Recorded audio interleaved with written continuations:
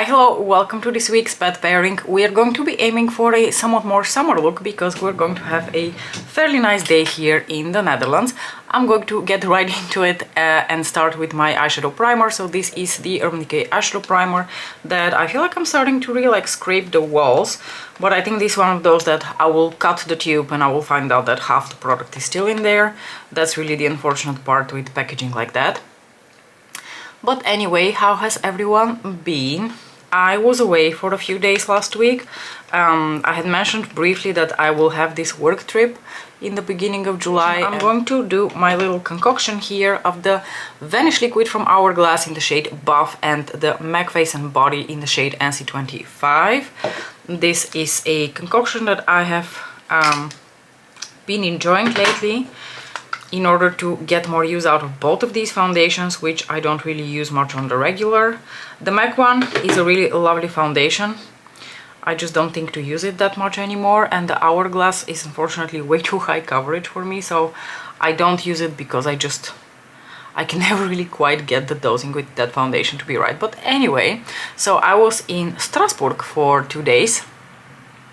Don't ask me to talk much about the city of Strasbourg because I saw very little of Strasbourg.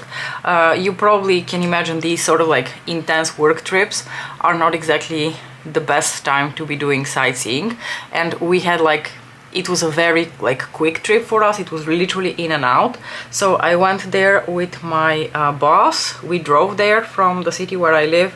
The drive is not too bad. It's about 5.5 hours of a drive, and a lot of it is through Germany.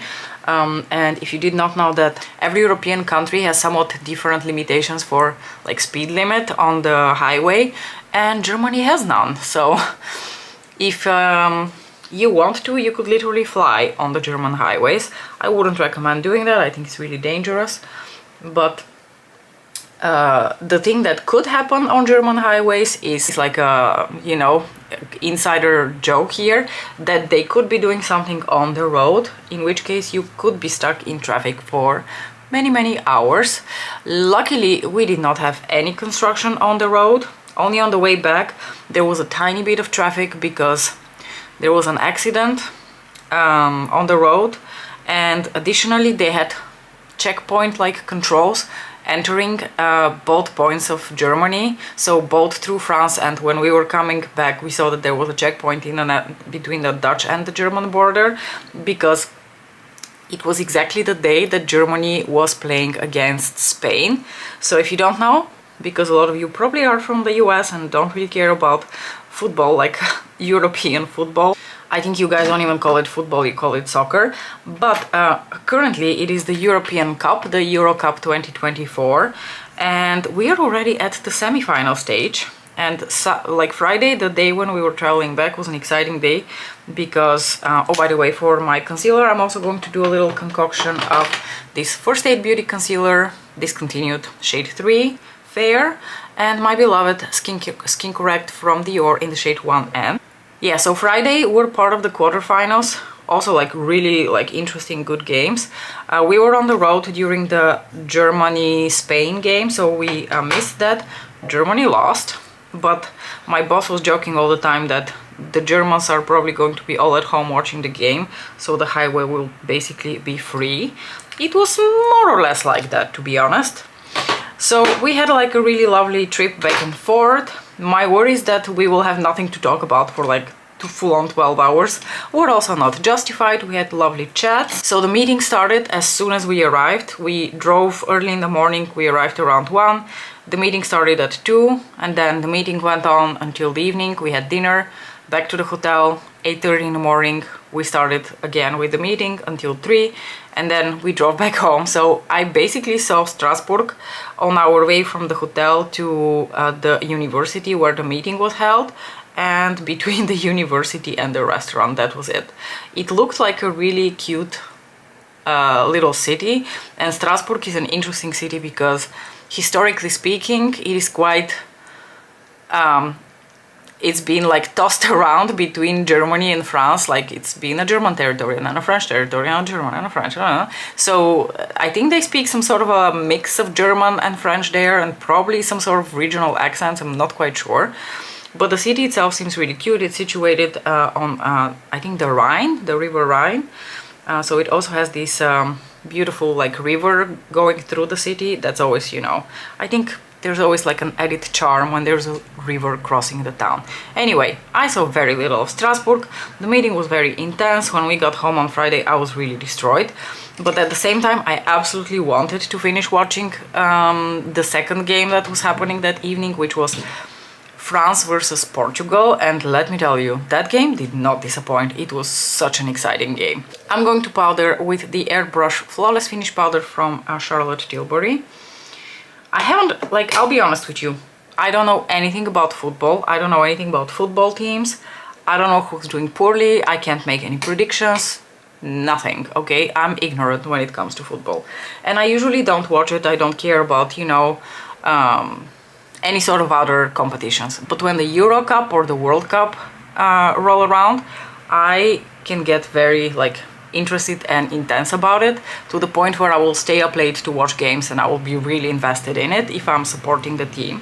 Now, I haven't really watched much of the games. No, I haven't watched a single game this competition up until last Friday when we were already at the quarterfinals stage.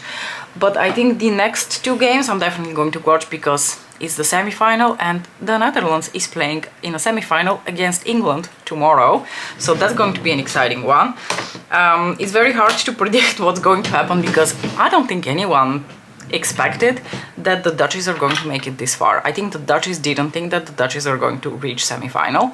So on Saturday evening when we played for the semi-final against Turkey, afterwards there was like so much firework. People are crazy. They blow up so much money in the air. Anyway, what was I talking about? Oh yeah, the game between Portugal and France was so good. It was such an like exciting game because nobody was playing defensively. Everyone was playing offensively. It was also Cristiano Ronaldo's last time at the Euro Cup because he's kind of old for the sports anyway. He's, I think, 40 or 41. There's another player in the Portuguese football team who is about his age, Pepe, who probably this is his last Euro Cup as well. But it was an exciting game because both teams played offensively, so there was not a dull moment in the game. And on top of that, which I think is a shame really, they ended 0-0 after the second extension, so they had to play penalties. And I always think penalties are the absolute shittiest way to decide, you know, who wins the game, because penalties to me are the equivalent of the most torturous psychological games. Okay, this is like, it's not about how good of a player you are, it's about how solid your psyche is. It is so nerve-wracking. If I could never ever do penalties, I would be shaking. I would be completely unable to do that. I have so much respect for people for just even trying to do penalties, especially the goalies. It's completely impossible to predict where that ball is going to land. So anyway, they played penalties and it all came down to the ball hitting the pole, like of the door. I don't know whether that's how it's called. One of the Portuguese players unfortunately hit a pole. Is it a pole? Okay, I don't know. I don't even know the terms. Okay, correct me if I'm wrong. I don't know. The side of the door, and the ball bounced back, and that is what decided the game. It was absolutely nerve-wracking. You know what? For bronzer, let's revisit this Lancome something CE transforming bronzer in the shade medium. This is the newest release from Lancome, and I'm also going to try with you the soft face. So this is the last brush from the Keyaki 2 set that we didn't get the chance to try last time because I was using cream products. So I figured maybe we can use the brush today. It is very, I've used it like once. It's super soft. It's a lovely brush compared to the other face brush that was in the original Keyaki set. In the original Keyaki set we had the classic face, and this one was, gosh, I just said it, soft face. I can't tell you that I prefer the new one. I'm trying to hold too many things at the same time. I absolutely love this brush. The shape of it and the way it blends out product is just impeccable to me. I will have to use this one quite a bit more to decide how I feel about it. But let's pick up a little bit of the bronzer, and use this brush to bronze up. I'm just going to first stamp the product and I'm going to build it up slowly because it is a fairly dark bronzing powder for me. But as you can see, this brush has no problem blending it out. Anyway, is anyone else from my Europeans here watching the Euro Cup? Who are you supporting? Were you surprised that the Netherlands made it all the way to the semi-finals? Or is no one else watching because you simply cannot be bothered to care about football, which is totally understandable as well. As I said, most of my life I don't care about football, but then every now and again when a Euro or a World Cup comes around, I get very obsessive about it, and I'm definitely going to have tons of fun watching the game tomorrow. Of course, I hope that the Dutchies are going to win, but let's see. I have no idea how good the English football team is at the moment. So, some thoughts about this bronzer. I took it also to Strasbourg with me. It's a really lovely bronzer. It blends out really easily. I really love how it like blurs the skin, and it is very long lasting. So that's one of the reasons I took it with me, because the 1 or 2 times that I had tried it before I went on this trip, I knew that this bronzer lasts really well on the skin. And I'm actually quite enjoying applying it with this brush. So this is another lovely face brush from Sonia G. For blush, I'm actually going to take this one from Chanel. I haven't used this one in a while. This is the Beige Coral that was part of their autumn release last year. I don't really know why I forget about this blush. It is such a gorgeous color, such a flattering color on my skin tone. And I'm, by the way, using just the same brush because I really like it. Again, this is a beautiful, soft, blurring sort of powder. Really enjoying it.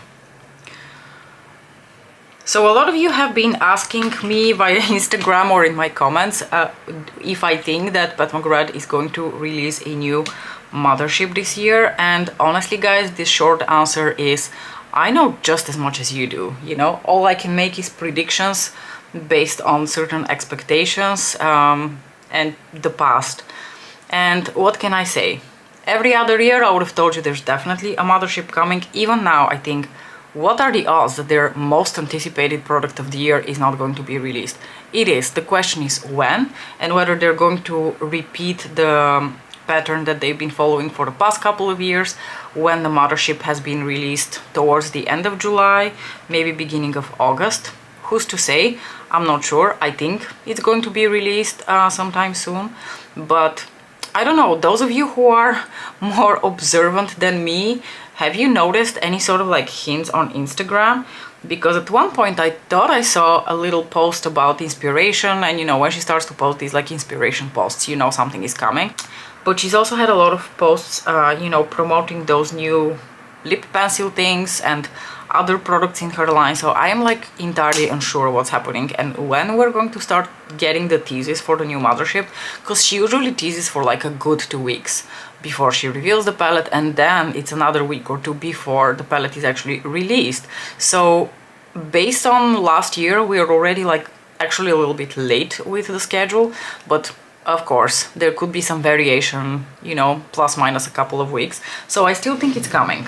So let's stick with Lancome also for the highlighter. So they released the matching highlighters together with the bronzers, and again the shade that I have is the shade medium. I've actually quite been enjoying this highlighter.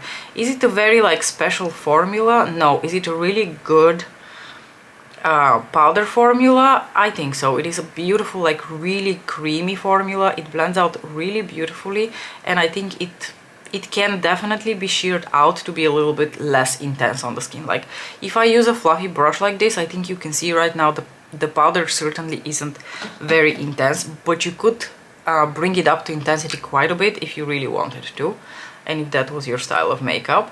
And I understand why they're going for, you know, a formula like this. These sort of blinding highlighters have been popular already for quite a few years now, and I'm guessing Lancome is updating their makeup line, because after the bronzer and the highlighter, I'm expecting that probably blushes are going to come at some point. But anyway, we're not predicting Lancome releases, we're predicting Pat McGrath Labs Mothership release.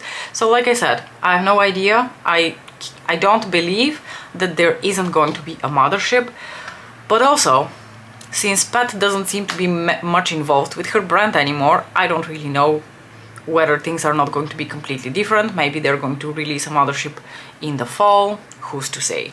I'm going to melt the powders on my face and also set them with Fix Plus by MAC on my Real Techniques sponge here.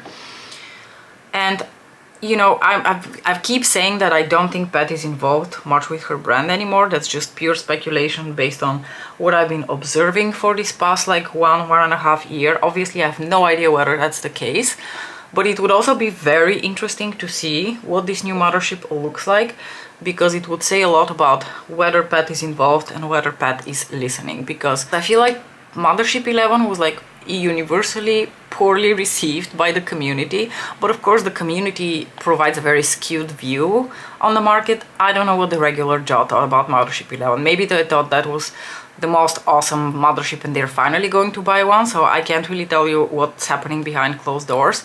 But if that palette really didn't do well, and if Pat was listening,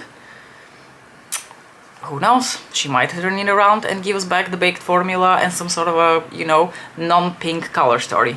But at the same time, do not get your hopes up. Anyway, speaking of Pat McGrath Mothership palettes, today we're going to be working with the Subversive palette. So that is Mothership 3, one of my favorites. It is just such a unique, beautiful color story.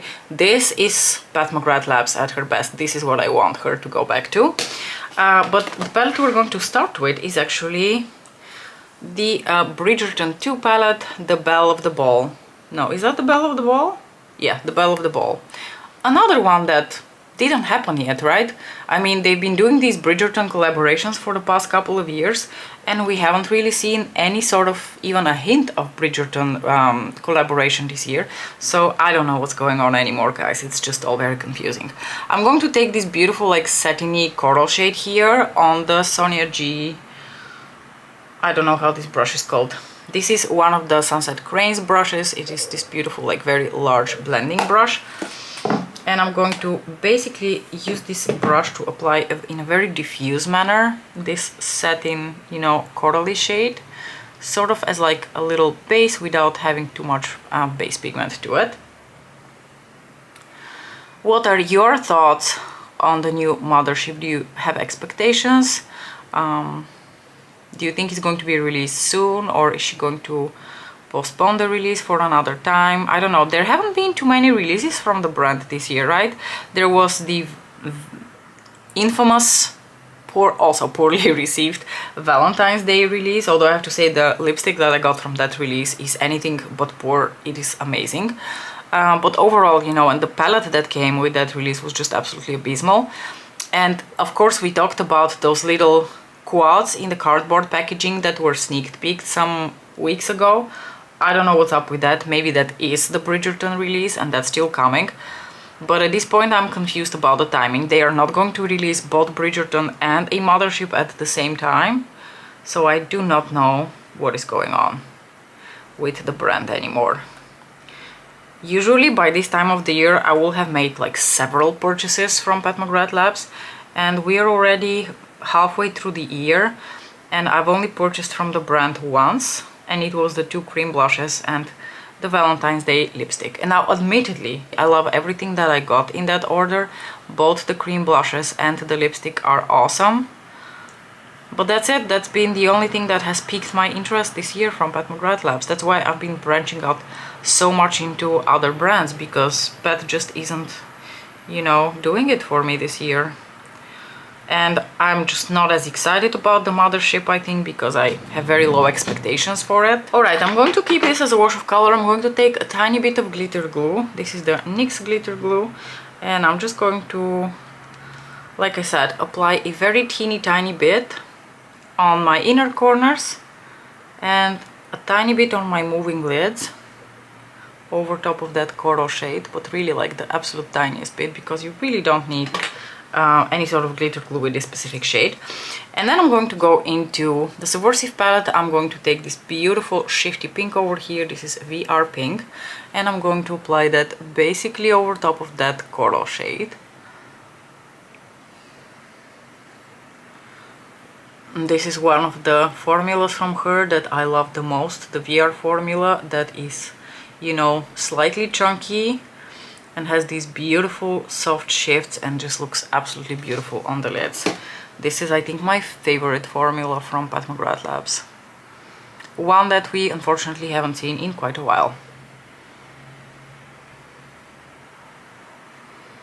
Alright, now I'm going to actually continue layering things on my lid, because I'm going to go back into the Bridgerton palette, and I'm going to take this slightly flakier, because this is more of like an astral shade, like a rose gold type of color, and I'm going to put a few sparkles of that over top of VR Pink, just to create even more sparkle and dimension on the lid, because the two textures are different but work very well together.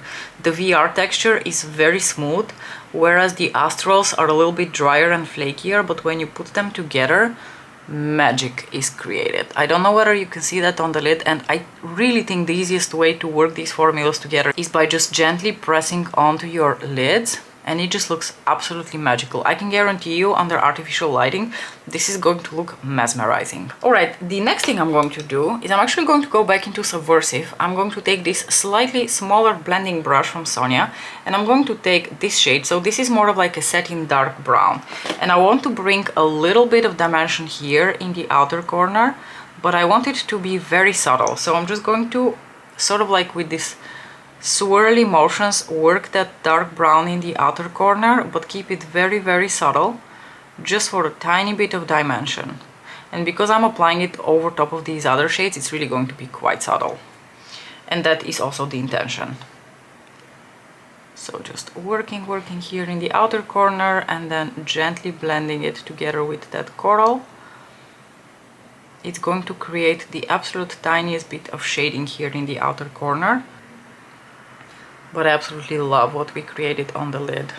This is the Pat McGrath Labs magic that I really miss.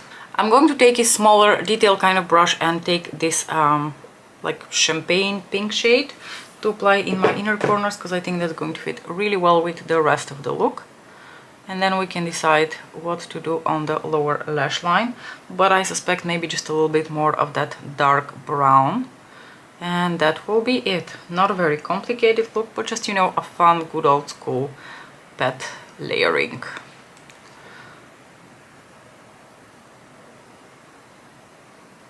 Lovely.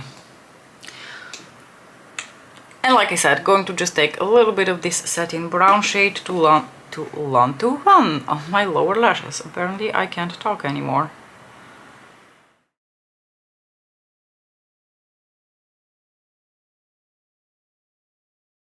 You know I want to, I know you want to, so let's do a little bit of sparkle moment. Oh my gosh, what I'm seeing in the mirror here is just pure unicorn tear magic. I went into this look rather convinced that I'm going to finish it off with a red lipstick, but as you can see I changed my mind, because I feel like it became quite coral and pink, and it really begged for something in that same color family, and I thought, oh my gosh, Rain from Lisa Eldridge would be absolutely perfectly matched for this look. So I decided to go for a Velvet Rain from Lisa Eldridge. Rain is just such a beautiful nuanced pink shade that even the haters of like pink lipstick can have appreciation for it. And I'm pointing towards myself because I usually do not like pink lipsticks on myself, but Rain is one of those rare exceptions, just because it's a pink but it's not really a pink, you know? Anyway, I hope that you enjoyed this video. Do let me know what you thought about this look. Let me know whether you are following the Euro Cup, what your thoughts are on a potential new Mothership release, what are our expectations here. Anyway, thank you so much for watching, and I'll see you in my next video. Bye!